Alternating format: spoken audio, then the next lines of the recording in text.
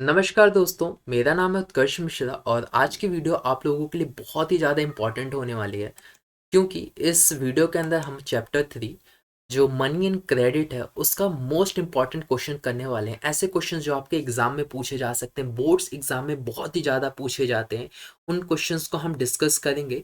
तो बिना time waste करते हुए शुरू करते हैं। कॉपी पेन ले लीजिए और सारे क्वेश्चंस को नोट डाउन कर लीजिए। सबसे पहला क्वेश्चन है जो पूछा जाता है, व्हाट इज डबल को इंसिडेंट्स ऑफ वांट और व्हाट इज बार्टर सिस्टम। ये दोनों ही एक ही क्वेश्चन है, या फिर पूछ लेगा व्हाट इज बार्टर सिस्टम या फिर पूछ लेगा what is double coincidence of wants. ये एग्जाम में बहुत पूछा जाता है और ये शॉर्ट में ही आएगा, इसका लॉन्ग में तो नहीं आने वाला। अगला क्वेश्चन है, mention the modern forms of money, how is it different from the traditional forms of money. यानी अभी जो करेंसी होती है वो कौन सी होती है, और ये जो ट्रेडिशनल फॉर्म्स थी यानी जो पहले यूज़ किया करते थे हम, जैसे अनाज यूज़ किया करते थे, तांबे के सिक्के, उनसे किस तरीके से ये डिफरेंट है उसके बारे में आपको ये बताना है। तो आप बता सकते हो कि पहले ये आज की ये करेंसी चलती आज ये है, या पहले ये ऐसे चलती थी, पहले क्या क्या प्रॉब्लम्स हुआ करती थी। ये सारी भी चीज़ें इससे पढ़ लेना, क्योंकि इस टॉपिक को अगर पढ़ोगे तो इससे रिलेटेड भी थोड़ी थोड़ी चीज़ें पढ़ लोगे तो आपको और भी चैप्टर को समझने में आसानी हो जाएगी और हेल्प भी मिलेगा।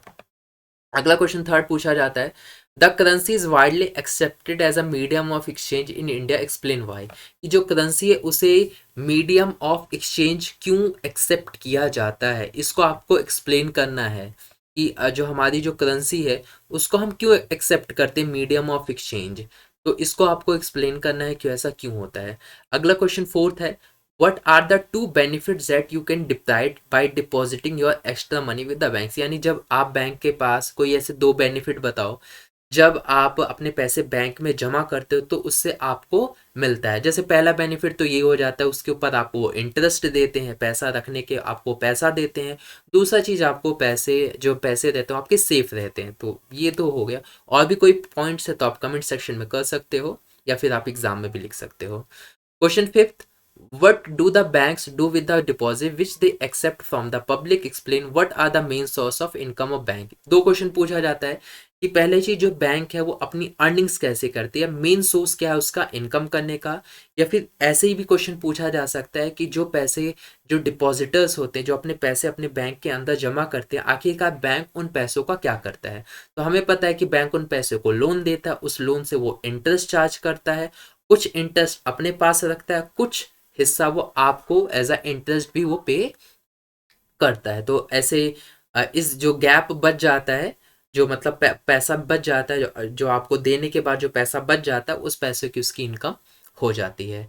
अब अगला क्वेश्चन जो कि इंपॉर्टेंट है, what are the two situations of credit. क्योंकि स्वप्ना के केस में हमने पढ़ा था कि किस तरीके से, और एक जो शू मेकर के केस में भी हमने पढ़ा था कि जो क्रेडिट की दो सिचुएशन हो सकती है, या तो पॉजिटिव या तो नेगेटिव। वो क्यों हो सकती है वो आप मेंशन कर देना एक स्टोरी के बारे में थोड़ा समरी देकर। एग्जाम में छोटे छोटे क्वेश्चन पूछे जाते हैं, what is credit, what is डेब्ट ट्रैप, व्हाट इज कोलेटरल। ये एग्जाम में पूछा जाता है कि डेब्ट ट्रैप क्या होता है, क्रेडिट क्या होता है, कोलेटरल क्या होता है, what are the terms of credit, कि क्रेडिट की टर्म्स क्या क्या होती हैं। छोटे छोटे क्वेश्चन है लेकिन बहुत इंपॉर्टेंट क्वेश्चन हैं। अगला क्वेश्चन पूछा जाता है, difference between formal sector and informal sector of credit. ये बहुत ही इंपॉर्टेंट क्वेश्चन है कि फॉर्मल सेक्टर का क्रेडिट और इनफॉर्मल सेक्टर के क्रेडिट के बीच का डिफरेंस बताओ। बहुत ही इंपॉर्टेंट है। जैसे फॉर्मल में सुपरवाइज हो जाता है, आरबीआई करता है, इनफॉर्मल में सुपरवाइज नहीं करता। फॉर्मल में आपको इंटरेस्ट रेट कम देना पड़ता है लेकिन इनफॉर्मल में आपको देना पड़ता है। तो इस तरीके से आप इसके डिफरेंसेस को बता सकते हो। अगला क्वेश्चन 12 है, most of the poor household are still dependent on the informal source of credit, explain. कि आजकल भी जो पुअर हाउस होल्ड्स हैं या गरीब जो घर जिनके गरीब हैं जो लोग हैं, वो लोग आज भी इनफॉर्मल सोर्स से डिपेंड है उधार लेने के लिए, क्रेडिट लेने के लिए। जैसे कि वो किसी लैंडलॉर्ड से ले लेते हैं, अपने रिलेटिव से ले लेते हैं। आज भी वो लोग इनफॉर्मल ऐसे इनफॉर्मल सोर्सेज पे डिपेंड है। और ऐसा क्यों हो पा रहा है इसके बारे में आपको लिखना, और ऐसा क्या दूर किया जाए, मतलब इसको कम करने के लिए क्या क्या किया जा सकता है, आप इससे रिलेटेड भी याद कर लीजिएगा तो बहुत ही अच्छा रहेगा। हालांकि इसमें मैंने मेंशन नहीं किया, लेकिन मैंने बोल दिया तो आप जरूर कर लीजिएगा।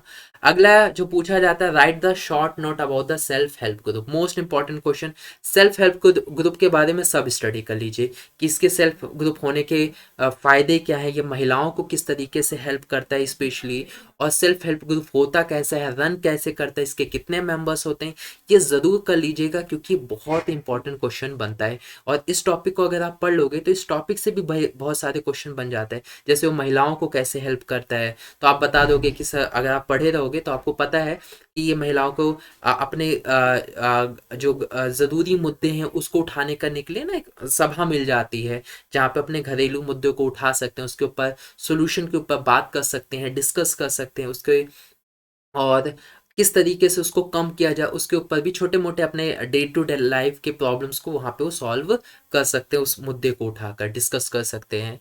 तो ये सारी चीज़ें जो है हेल्प करती हैं। ये सारा क्वेश्चन बहुत इंपॉर्टेंट है, नोट डाउन कर लीजिएगा। और अगर आपने स्कूल में इन क्वेश्चंस को याद किया हुआ है या फिर आपने कहीं गाइड्स वगैरह जो भी कहीं से भी मटेरियल से याद वगैरह किए, तो वही याद करिए, नए के लिए मत भटकिए।